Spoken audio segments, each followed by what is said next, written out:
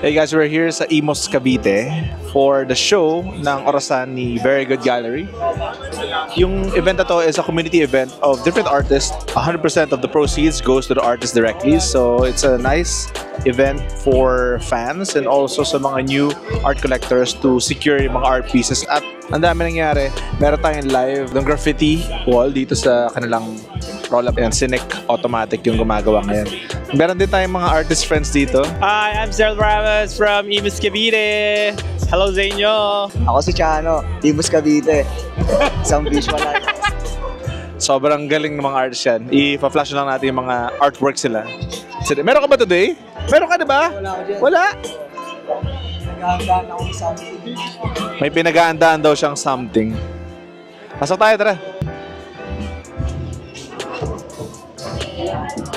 That work is about the brief. The exhibit was what is time for us as an artist, and for me, time is a construct because my art technique takes such a long time to do. You know, just for a small piece, just to paint like thousands of dots.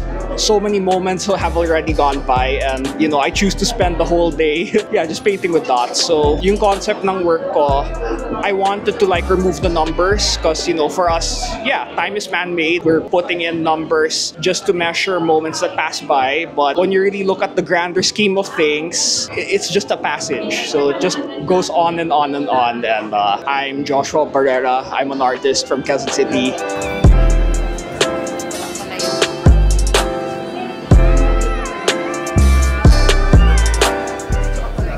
Ano lang naman siya, ina-identify ko kasi yung sarili ko as a highly ambitious person.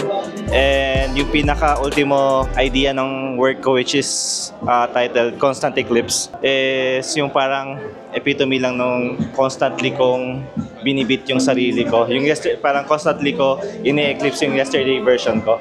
So basically, parang trying to be a better version of myself every day. Every time. Yun siya. Very good. Omok from... Hindi ka.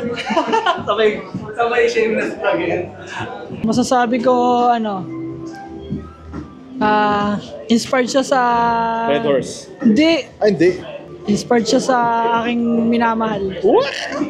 Ano siya, living the moment.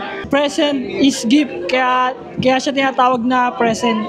Kasi tinuturing ko siya na regalo sa akin kasi pinaparamdam niya sa akin na talagang kamahal-mahal ako. Ako nga pala si Lan Amante from Bulacan pero nakastay dito sa Cavite. Thank you, sir. Nasiya ko mo. Hindi, wala to. Chika lang. Hello, I'm Sutseira. I'm from Bulacan. Ano talaga, Nathan Lopez. Nasa box siya, tapos parang nasisiksik siya sa pressure niya. Pero since naka-fish siya, tapos naka-rock na rock hand sign, parang kahit napapressure ka, pag masyado magpa-pressure, parang tamang chill lang. Yun yung parang definition ko ng time sa akin. Since minsan nag-abol ako sa deadline, pero dapat chill lang yun. Hello, invite ko kayo sa future shows ko sa next month sa MoCAF ako under ng 225 Gallery tsaka sa Secret Fresh na may group show kami. July 13 tsaka sa MoCAF. Kung endorsements kayo na. Basta ako dyan. Meron kita. Tuloy ba kasi? Kami naman nag-game review. Meron naman yun. Ako si Blake.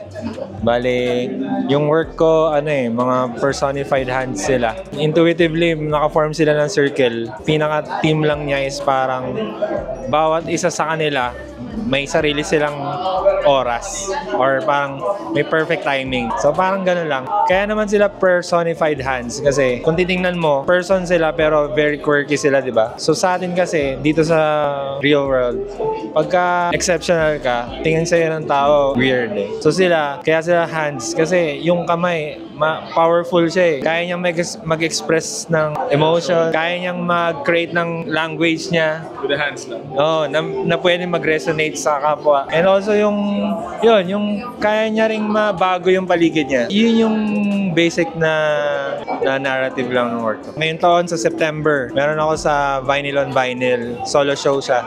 Abangan niyo. Congratulations. Ang galing. Grabe. Pero yung mga iba sa mga lifestyle, hindi mo. Hello!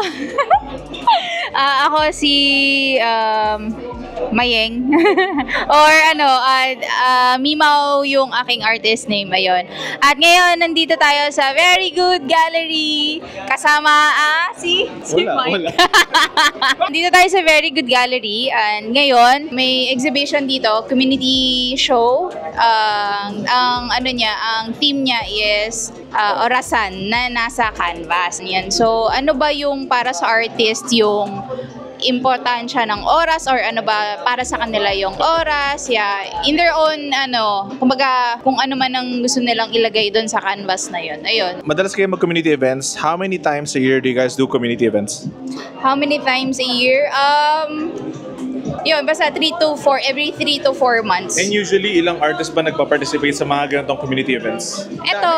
Madami. For this event, meron kaming 115 ata or basta 100, more than 100. And then sa iba naman, nagdaang community shows, merong 300, may 200 mahigit. So iba-iba. Nabanggit ko rin kanina na 100% of the proceeds goes to the artist. Why does Very Good Gallery do something like this? Aside pa for the community, for you guys? For us, para masuporta or alam mo yon, masuporta talaga yung artist ng buong buo. Hindi naman siya nangyayari every month, ganon. So why not parang sa gathering lang din talaga na masaya lang lahat ng walang yun, inaalis lang namin kahit one day yung na parang selling na may hati kami, gano'n, parang gano'n. Parang lang, walang pressure din, parang okay lang, go lang. So for the artists, it's good kasi na-expose sila sa different collectors na may mga fina-follow sila. So na-expose yung work nila at the same time, may platform sila. Kasi usually, if magsha-show ka, diba, madugo, at least ito. Oo. And usually yun nga, may theme, may isang theme for all na nakakatuwa kasi nakikita mo yung yung paano nila laruin yung canvas or kung hindi man canvas. Ganun. Yung work ko, sabi doon is may all your delulu come true lulu. Hindi kasi oras parang minsan or madalas tayong nag-iisip, nagiging kumbaga marami tayong pangarap, maraming iniisip. Sana positive, ganun. Although medyo madami nangyayari sa paligid, pero sana yung mga positive na naiisip natin talagang mangyari siya. So, yun. Kaya siya ganun, mga delulong sana talaga matupad. All the time. Hello, it's me again, Mimaw, and we're here at Very Good Gallery. Invite ko kayo sa kay Very Good naman, madami pa kaming mga future shows na dapat yung abangan. And then, for me as Mimaw, meron ako paparating na show this July 5 sa VOV. Sana, hopefully, to see you guys. Support. Congratulations. Thank you. Thank you. Thank you talaga. Bye.